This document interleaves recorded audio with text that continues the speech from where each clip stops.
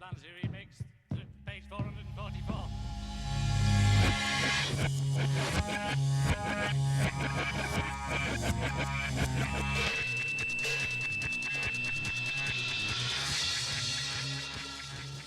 Welcome back to take 444. We're in the letter E now on my psychedelic journey through my record collection. We're going to start with, since the sun is shining, summer's soon around the corner, we're going to start with this absolute beautiful record, Marc Eric and Midsummers, Daydream. This is not an original. This came out on New Sounds Records. I'm not sure if the original was a gatefold, probably not. I haven't seen an original.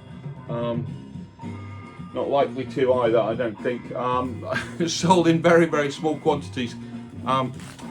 So Marc Eric was brought up in California, hung around Gold Star Studios, watching Mamas and Papas and the Association make records. This came out in '69.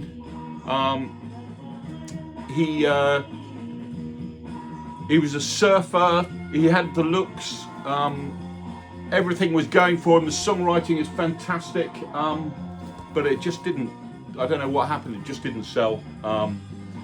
And it's a real shame because it's an absolute masterpiece, fantastic summer sounding sunshine pop, very reminiscent of the Beach Boys, a little bit of Millennium, Sagittarius, not quite up there with those two I don't think, but it's a terrific record, and I think the originals are very expensive. I think if you'd have jumped on it in the 80s, you'd probably got it for next to nothing, but nowadays it's a real eye-watering prices they're asking for it. Next up, we've got some quite big hitters this week. Next up is Euclid's Heavy Equipment. Pretty well known, I'm sure most of you know it. It didn't sell at all when it came out. So this came out in 1970 on Amsterdam Records, which is a subsidiary of Mainstream, I believe. This is on the extremely dodgy Magic Box Records. That's I think a follow-up. I think I've said it before. Follow-up to Fallout Records. I think they're Dutch, but it's a bootleg, basically. Not a legitimate company. None of the royalties going to the band. I think most of them passed away now. The guitar player Ralph Mazzotta was in the mighty Lazy Smoke, one of my favourite bands from the American psych scene. Get onto those eventually. But Heavy Equipment is fantastic.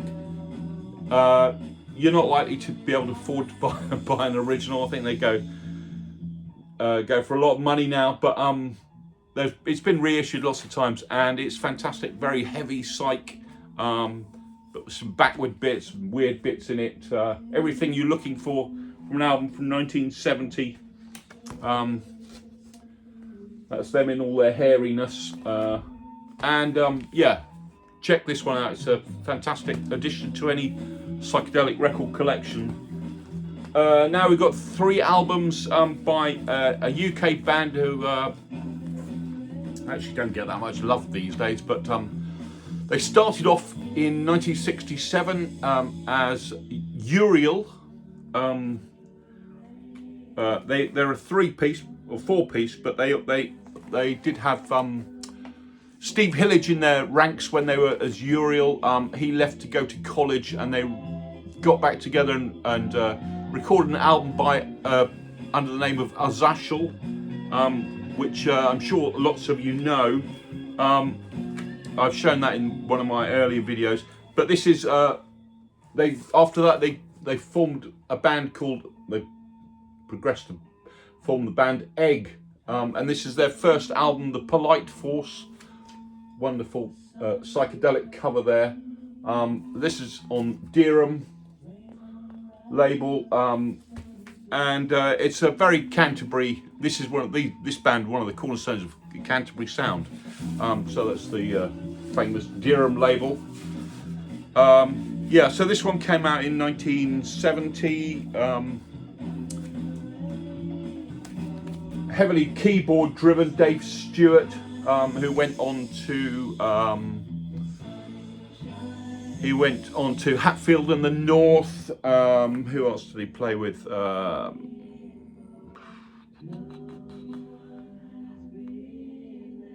Khan will show their album later, Space Hymn. Yeah, Polite Forces, Egg's first album.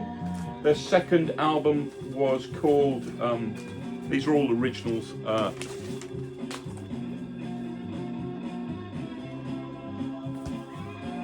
was just called Egg. So this is on Daydream as well. They're all very similar kind of psychedelic prog, very early, and they broke up in 1972.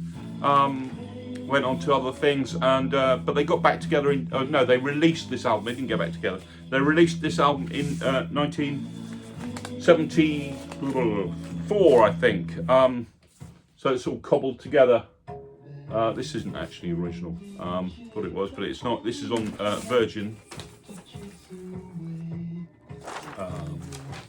Was it Virgin? Caroline Records, with a copy of the 70s Virgin label. Yeah, so they released 3 albums. They're hugely significant in the Canterbury scene. If you're into that kind of progressive psych, the likes of Gong and all of those bands. I also have an album on record label I collect, which is Fruit de Mer.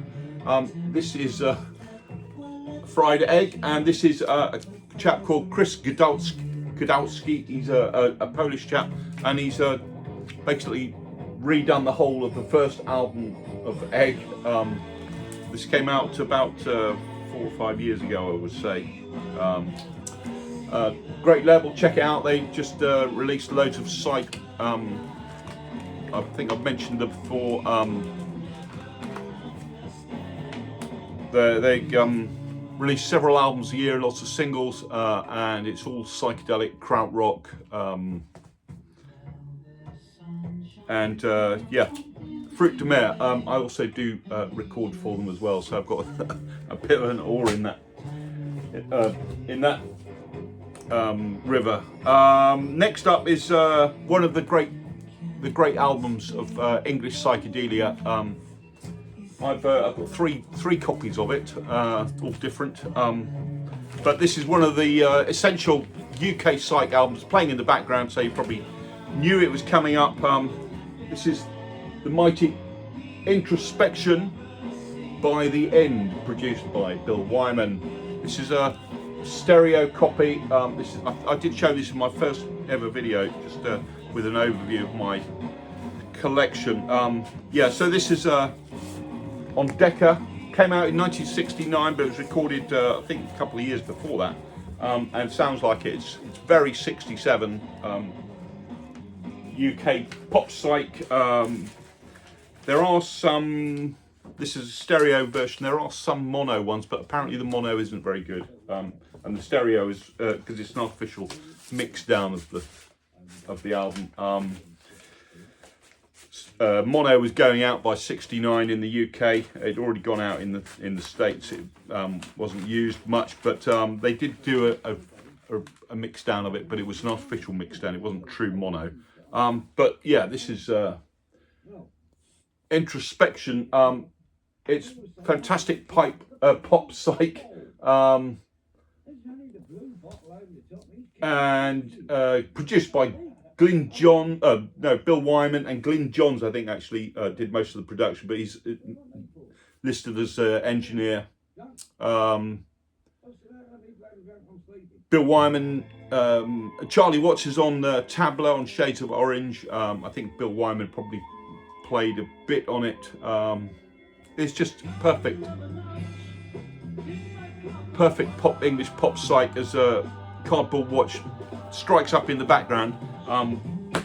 Just brilliant record. Essential for any psych collection. Like I said, that's French pressing. I've got an American pressing which came out in this metallic